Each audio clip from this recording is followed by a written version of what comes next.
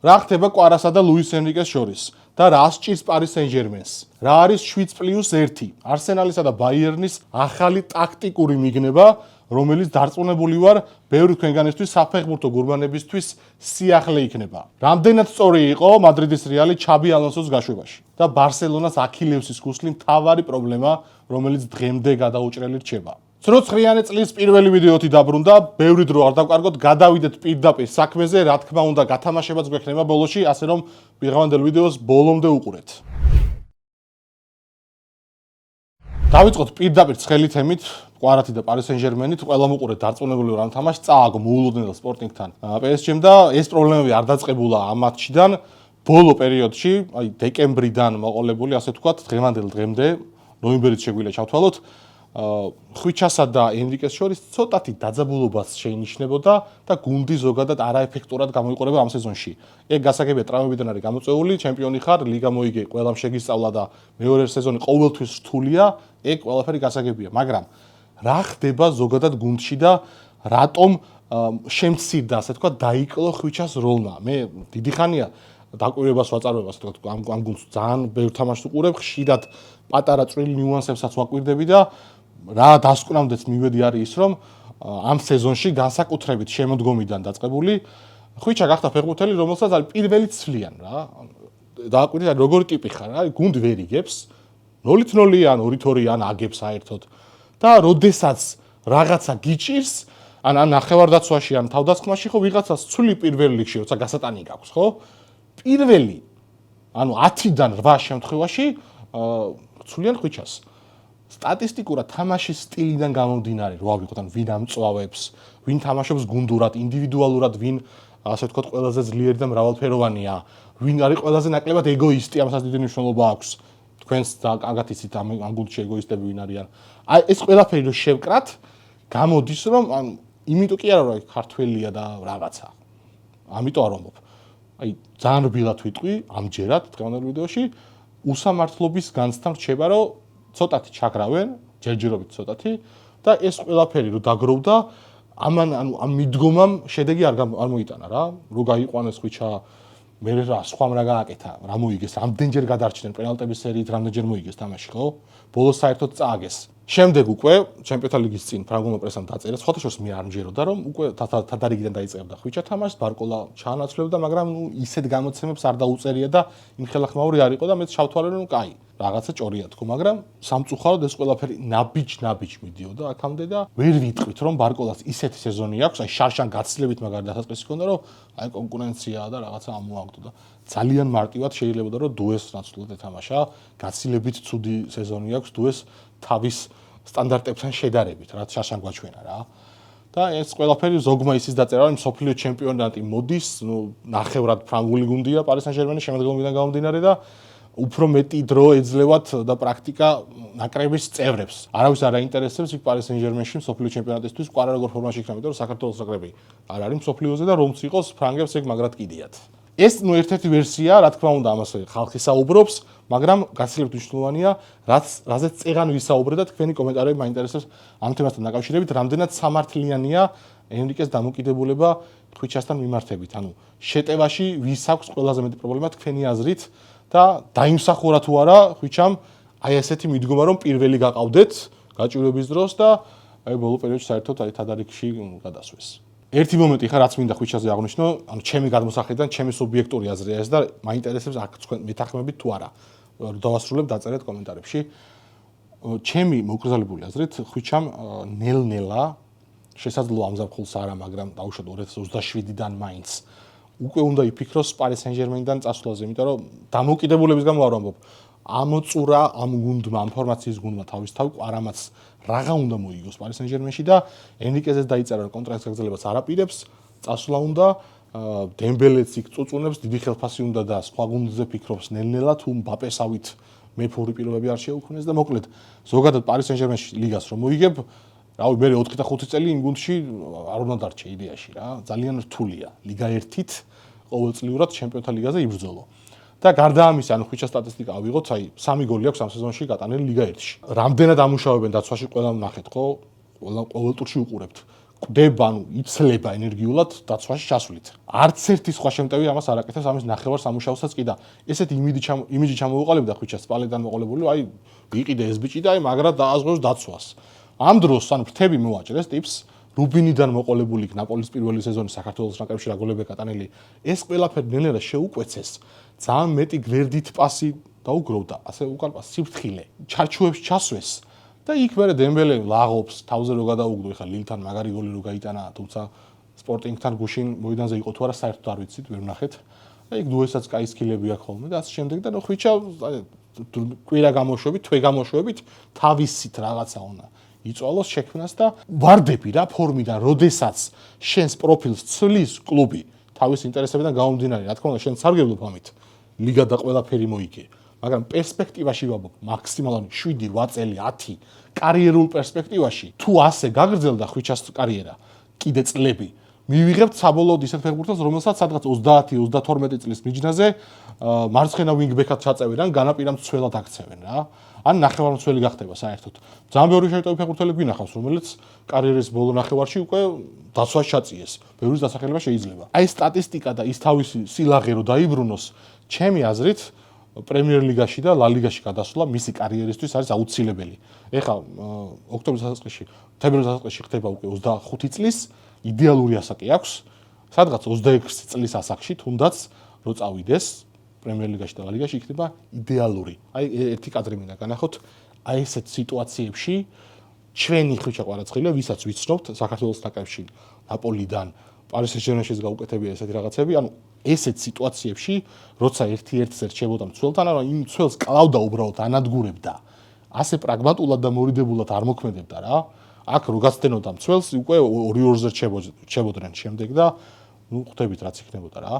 ესეთი მომენტები დაუგროვდა ხვიჩას პარის სენ-ჟერმენში და ამდენი მორიდება, გვერდზე პასი, სტატისტიკა, რაღაცა ეს ყველაფერი მოქმედებს და არ დაუმსახურებია თავის კარიერით და დამოკიდებულებით და პროფესიონალიზმით კვარაცხელიას ნამდვილად ეს ყველაფერი და თქვენი აზრი მაინტერესებს ამასთან დაკავშირებით რამდენად ახდენს ეს ჩარჩოები ხვიჩაზე გავლენას და თავის კარიერისთვის, მომავლისთვის რამდენად კარგია რომ ინგლისში და ესპანეთში წასვლაზე იფიქროს უკვე წელსვე თუ 1 წლის შემდეგ 2027-დან.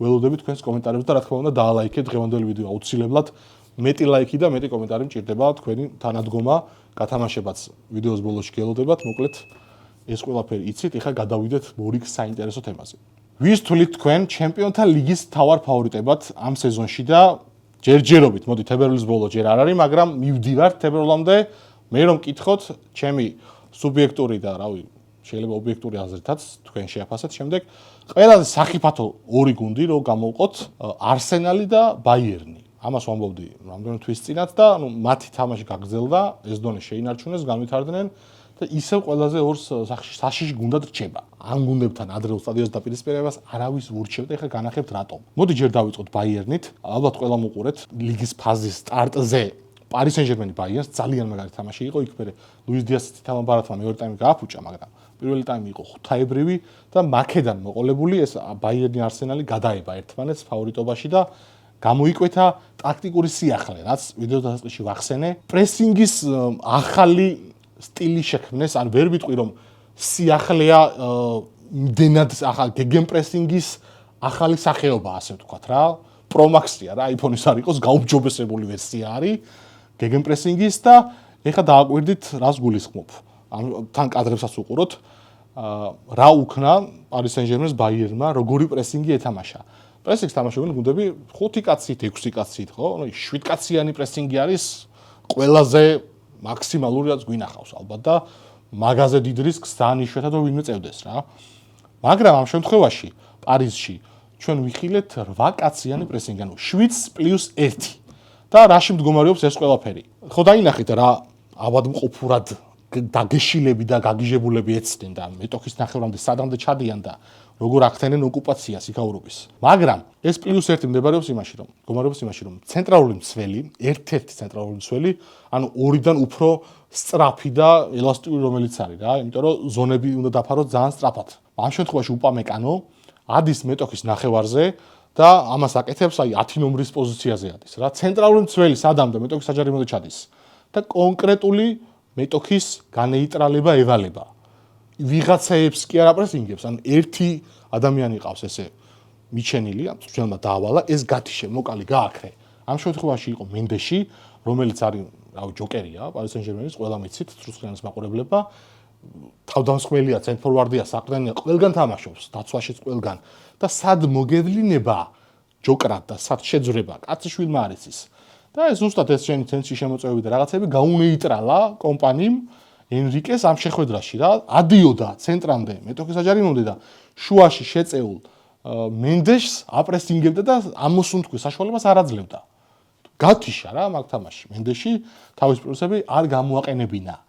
ამ ყველაფერს ანუ იყენებდა ასევე არსენალის წინააღმდეგაც რა. იქ უკვე კომპანიამ ამოიჩია, რომ გათიშული იყო მერინო. იმ შემთხვევაში იმ მატჩში ჩათვალა საჭიროდ, რომ ეს კაცი იყო გასანეიტრალებელი 7+1-ით. მაგრამ ეს კი ბატონო, გააკეთა, შეზღუდა, ასე შემდეგ, მაგრამ ყველაფერს და ყველას მოეძებნება გასაღები ადრე თუ გვიან. ყველა მოგიძებნის სუსტ წერტილს და აქილევსის ქუსლი ხარ რაში მდგომარეობს. ანტიდოტი რა არის ამის? პოზიციების ცვლა, რითი უპასუხა მიკელ არტეტამ, კომპანიის, რომელიც თავადვე იყენებს აი ამ 7+1-ს, არსენალის შემთხვევაში სალიბა ის ცველი, რომელიც ამოდის ხოლმე და მეტოქის ნახევარზევე აპრესინგებს ამ შემთხვევაში კეინს დაძდევდა ხშირად საკმაოდ. პოზიციების ცვლით გაუნეიტრალა ეს შენი 7+1 არტეტამ კომპანიის. და რაში მდგომარეობს ეს? აი ხო აპრესინგებდა მაგალითად მერინოს, რომელიც არის ცენტრალური ნახევარმცველი, ხო?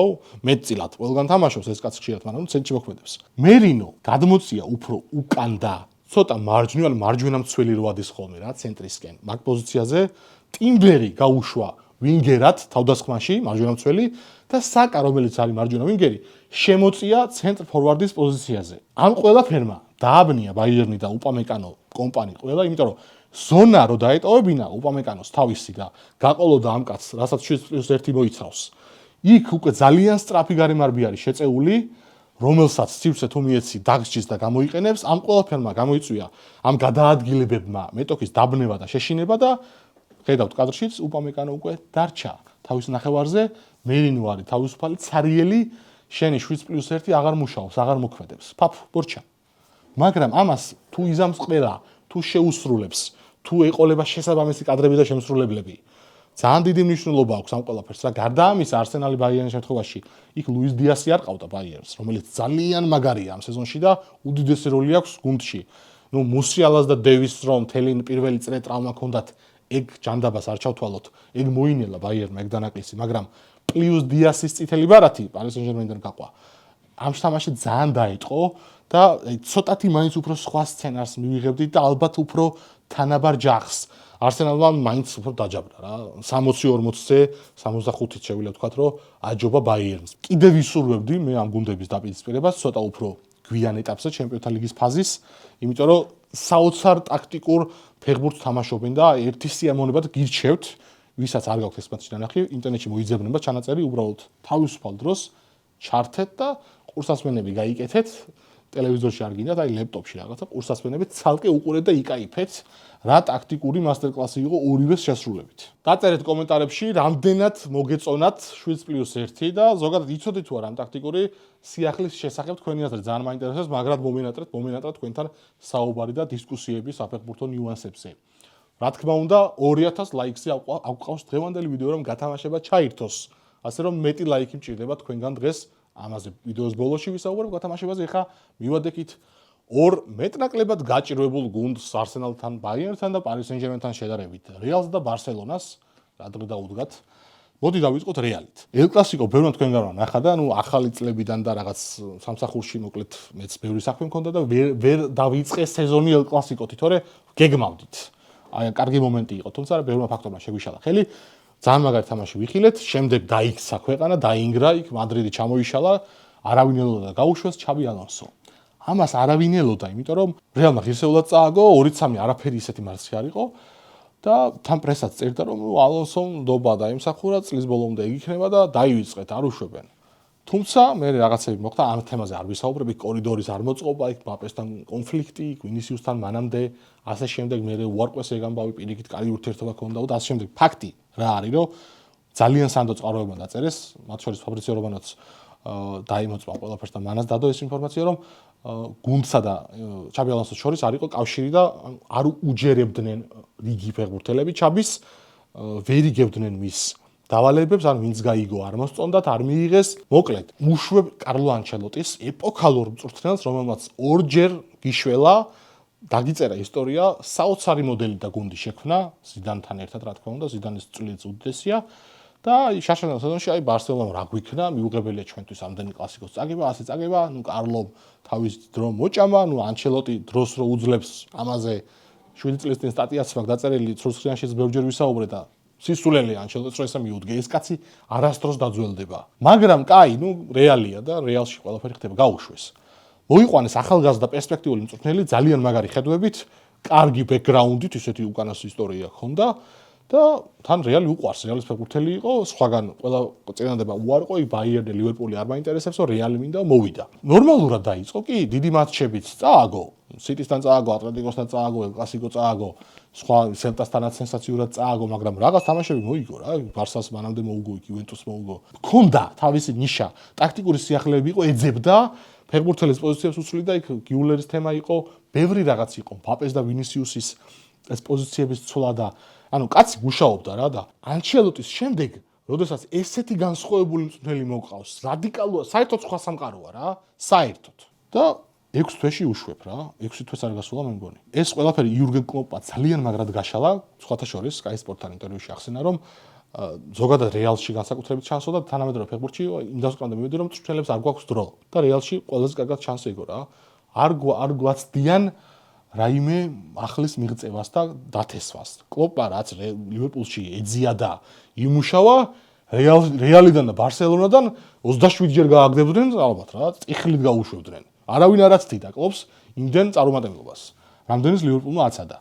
მაგრამ რეალი სხვანაირი გუნდია, ითხოვენ ეგრევე წარმატებას, ანუ ერთწლიანი უტიტულო სეზონის შემდეგ განგაშის ზარებს რო შემოკრავენ მადრიდში დამთავრებულია, ვერაფერი გადარჩება. პერესმა რაღაცები გულში ჩაიდო, არ ეტყობოდა, მაგრამ ეს ყველაფერი გროვდებოდა და ბოლოს ამოხეთქა და არ ვიცი, რამდენად სწორია არბელოას დანიშნა, თან კლოპს ეჩალიჩებიან, კლოპი უარზეა.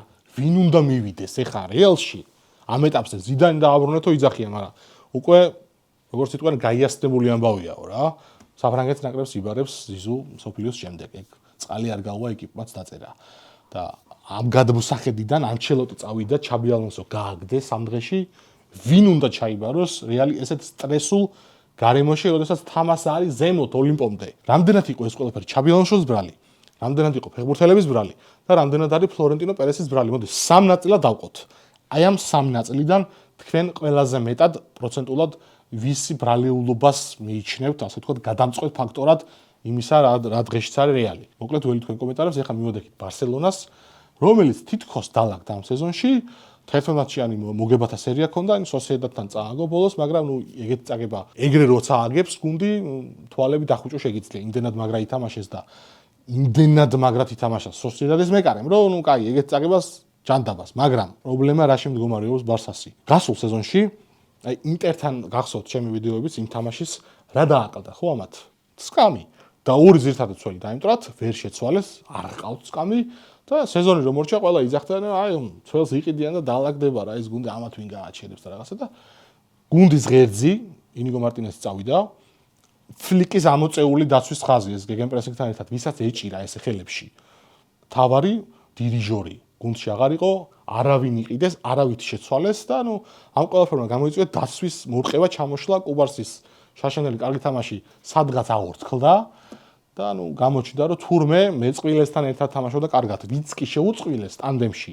ყველა ჩავარდა, თავადაც ჩავარდა, საშინელ ფორმაშია და ზოგადად როდესაც დაცვა არ გივარგა წინ ცოტა თავდაჯერებულობა გაკლდება რა. ეს ყველაფერი ცოტა დააბალანსა გარსია მეკარე, რომელიც არ ამქვეყნიურ ბურთებს იღებს, მაგრამ ეგ გარანტი არ არის რა. და ამ ყველაფერს ემატება ზემოდან ნახევარდაცვის ხაზი, ვინც სოსიედადთან თამაშს უყურეთ და ბოლო ტურებს ბარსელონას აკვირდებით, ულტრა შემტევი შუა ხაზი ყავთ. ფეხბურთი შედგება 4-3-3 ტრადიციული ბოლო 15-20 წლის ტაქტიკა რო ავიღოთ, ყველაზე პოპულარული 3 ნახევარმცველისგან, ხო? 4 ნომერი, გამოკვეთილი საყრდენი, აი კანტეს ტიპაჟი, უფრო მე იწყება 6 ნომერი დაახლოებით 6-8, ცენტრალური ნახევარმცველი, აი მოდრიჩის და ჩაბი ალონსოს სტილის ტიპი, შეიძლება box to box გამოიყენო ვინმე, არტურო ვიდალი მაგალითად. და შემდეგ უკვე 10 ნომერიან შემტევი რვიანი უფრო რა, რომელიც უფრო წინ დგას. პედრი, რავი კიდე ბელინგემი და ასე შემდეგ არიან ძალიან კაი ნახევარმცველები. აი ეს სამეული წარმოიდგინეთ გონებაში რა. ბარსელონას ყავს დე იონგი, პედრი და ფერმინი ცენტრში. დე იონგი თამაშობს 4 ნომერზე, რომელიც ძალიან რბილია სტილიდან გამომდინარე, უფრო რეჯისტას უწოდებენ ვიდრე ხისტ კაზემიროს ან კანტეს. ანუ არ არის სუფთა ჩამშლელი. პედრი საერთოდ 10 ნომერი არის, თავიდან ბოლომდე და იძულებით არის უკან დახეული და ფერმინ ლოპესი არის ულტრა შემტევი 10 ნომერი, რომელიც ხშირად არის 11. ძალიან წინ მოთამაშე ცენტრალური ნახევარმცველი. ანუ ფლიքს უყვარს ძალიან შეტევა, ხაზის აწევა და საერთოდ არ აინტერესებს ცენტრში საყდენი იყოლება და ჩაშლის თუ არა. ეს ყველაფერი ძალიან კარგად გამოჩნდა სოსიედადთან და ბევრ სხვა თამაშიც ამ სეზონში. შეტევაში საოცრებებს ჩადიან, მაგრამ ცენტრში ისეთი ორპირი ქარი უბერავს, თან დაცვასაც კარი ღია აქვს ატოვებული და გარსია ბოლოს კარში ფილტვების ანთებას აიკიდებს. ანუ იმდენი დარტყმა მიდის მაგის მიმართულებით, რომ რა გაუძლებს, არ ვიცი. და ეს ყველაფერი ძალიან მაგრად გამოჩნდება, დარწმუნებული ვარ, თუ გადაიყრება ბარსელონა სადმე ბაიერნს და არსენალს. პარის სენ-ჟერმენს გადაიყარა და რაც დამართა მეორე შემადგენლობით PSG-მ ყველამ ნახეთ. და ეს ყველაფერი ინიგოზე ვისაუბრე ამ დაცვის პრობლემაზე, ემატება ულტრა შემტევი ნახევარდაცვა, რომელიც საერთოდ არ ეხმარება თავდაცვაში უკან ახალს და რავი, წინ თუ არ წავიდა ლევანდოვსკის იამალს, რაფინიას თამაში და სხვებს და გოლები თუ არ შეყარეს, გამოდის რომ გარსიას იმედადაა გუნდი კარში რა. უეჭველი გაზდით გოლი. უეჭველი. ხო, ეს ცოტა პელეს დროინდელი დამოკიდებულებაა. იმ დროინდელი ბრაზილია იყო ესე რომ გამიტან 1-ს, გაგიტან 2-ს, გამიტან 2-ს, გაგიტან 3-ს. ესეთ ფეხბურთს თამაშობდა. ფეხებზე ეკიდათ რა, ანუ მაშინ ტაქტიკა დიდად ასე დონეზე არ იყო და უფრო 4-2-4-ით თამაშობდნენ ხოლმე ადრე. ხო და ეს თქვენი აზრი ამ თემასთან დაკავშირებითაც რა თქმა უნდა მაინტერესებს ბარსელონას მე პირადად ჩემპიონთა ლიგის ფავორიტად არ ვთვლი, ლა ლიგას სადღაც 80% თუ არ ეხლა დარწმუნებული რომ მოიგებენ ამ სეზონში, იმიტომ რომ რეალი ძალიან რთულ ვითარებაშია და არბელოა არ არის ის მწვრთნელი, რომელიც პერსპექტივაში მარათონულ ტურნირში გაუხაშავს ფლიքს. შეიძლება ერთ თამაში მოუგოს, მაგრამ მარათონულ რბოლაში მეიჭვება. მაგრამ ლიგაზე მგონია რომ 2-3 გუნდი სულ მცირე ბარსელონას აი ესე რომ ამოაკირავებს, ფეხებით ჩამოკიდებს რა, სამწუხაროდ. თქვენ რას ფიქრობთ ამ პრობლემებთან დაკავშირებით? გამოსავალი რა არის? სამთარში ვინმეს შეძენა, გუნდში ცოტა გადაადგილებები, გარსიას აყდენად აწევა თუ მოკლედ. გაწერეთ კომენტარები, რეალზე და ბარსაზე რას ფიქრობთ, რამდენად მეთანხმებით, რაიმე ხო არ გამომჩა, რამეს ხო არ დაამატებდით და ყველა თემასთან დაკავშირებით იქ პარის სენ-ჟერმენიდან მოყოლებული არსენალი ბაიერნს კითხეთ და გამოუშვით თქვენი მოსაზრებები, მოკლედ ძალიან მომენატრა თქვენთან ერთად საფეხბურთო ჭორაობა, ასე რომ ვთქვა რა. მივადგეთ გათამაშებას. დავაანონსებ დასაწყისში ყველაფერი უცვლელი არის, რაც ქონდა წინა ვიდეოებშიც, ჩვენი პარტნიორი რეტროსახლი 20 მაისური თამაშდება, თქვენთვის სასურველი კლუბი ნაკრები რეტრო სულ ერთია 2000 ლაიქს ეადეს დღევანდელი ვიდეო, ეგრევე ჩაირთვება გათამაშება და თქვენი საინტერესო კომენტარებიდან 20 მათგანს ამოვარჩევ ყველაზე საინტერესოს რაიმე კუთხით და 20 თქვენგანი მოიგებს სასურველ მაისურს. უეჭველი აუყავს მინიმუმ 2000 ლაიქზე ვიდეო რომ გათამაშება ჩაირთოს.